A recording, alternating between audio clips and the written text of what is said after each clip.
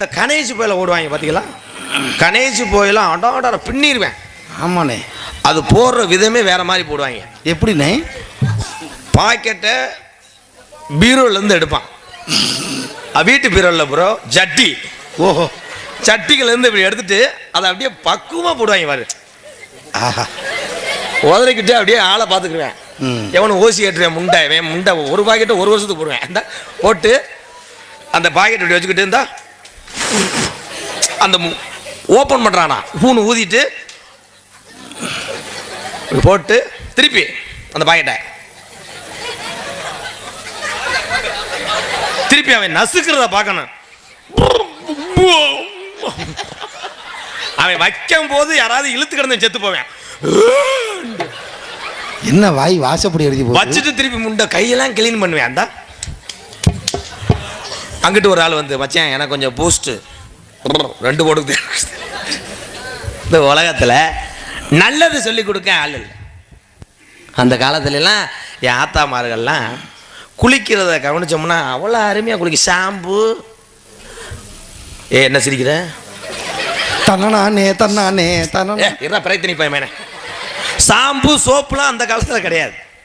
அந்த காலத்தில் சவுக்கார் கட்டின்ட்டு வாங்க மளிகை கடையில் போய் பார்த்தா மஞ்சள் கலரில் இந்த தண்ணி நீளத்தில் இருக்கும். மளிகை கடைக்கார்ட்ட ஏங்க ஒரு முளம் சவுக்கார கட்டினா அப்படி சடம்பை திருப்பேன் திரிச்சு அப்படியே அறுத்து கொடுப்பாங்க. அதை வாங்கின ஆள் இருந்தால் கைதுக்குங்க. மஞ்சள் கலரில் ஆத்தா மாதிரிலாம் வாங்கியிருப்பேன். அப்போ எங்கள் அப்பத்தா பேர் பட்டு கிளவி. பட் ஒன் திங் அந்த முண்டை பட்டுன்னு திருந்தலை. அந்த பட்டுக்கிளவி உயிரோடு இருக்கா? செத்து போச்சு. என்ன ஏடிஎம் கடா? அப்போ எங்கள் ஆத்தாலாம் முடியெல்லாம் பார்த்தா வீட்டில் கிழவிங்கெல்லாம் விளக்கு மாதிரியே வாங்க மாட்டேன். இந்த பொம்பளைகளுக்கு முடி தரைக்கு தொங்கும். ஆத்தாத்தோ வீட்டில் 3 ரவுண்டு டிராக்டர் மாதிரி அடிக்க அம்புட்டு குப்பையை வெளியே இழுத்துட்டு வந்துடும் மசத்துலேயே.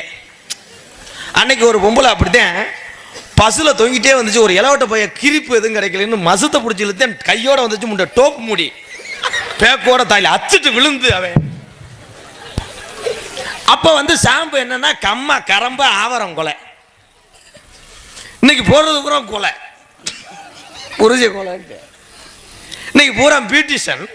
ஆமாண்ணே. ஐப்ரோ நல்லா இருக்க புருவத்தை 450 ரூபா கொடுத்து வெட்டி செம்புரியாட்டு வாழு மாதிரி வச்சிடுறேன்.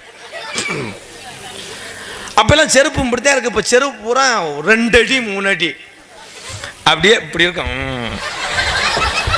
அந்த செருப்பை போட்டுட்டு அன்னைக்கு ஒரு பொம்பளை பசுக்கு ஓடிச்சு செகதியில மாட்டிக்கிடுச்சு செருப்பு. செல்லத்தாயி குருவமா கடைசியில் பசையும் விட்டுருச்சு செருப்பையும் விட்டுருச்சு செகதியில் விழுந்து. சிந்திக்கணும். புருஷன் பேர அப்போ சொல்ல மாட்டாங்க. அப்போ சொல்ல மாட்டாங்க. வயசானவங்கலாம் வந்து கேட்டால் ஒரு சின்ன பையலை கூப்பிடும். ஏய் உங்கள் ஐயா வேற சொல்லுப்பு, அவர் வேறு முனியாண்டி. அது சொல்லாது. உன் புருஷன் பேர் நீ சொல்லுது. ஆத்தாடி அவர் வேற சொன்னார்னா இவன் நைட்டு சங்கில் ஓட்டு மிதிப்பேன். சொல்ல மாட்டேன். சொல்லாது. முருகன்னு பேர் இருக்கேன் அது சொல்லும் பாரு. இந்த கோயிலுக்கு போனால் பஞ்சாமிரதம் வாங்குவாங்களே அந்த இதில் இருக்க சாமி அது வேறுதேன். முருகனாத்தா ஆமாம் அதுதான் என் வீட்டுக்கார வேறு. இப்போ புருஷன் பேரை ஒரு நாளைக்கு 30 தடவை சொல்கிறேன்.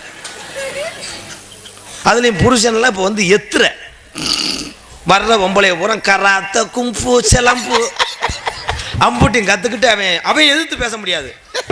ஏய் பிரித்தி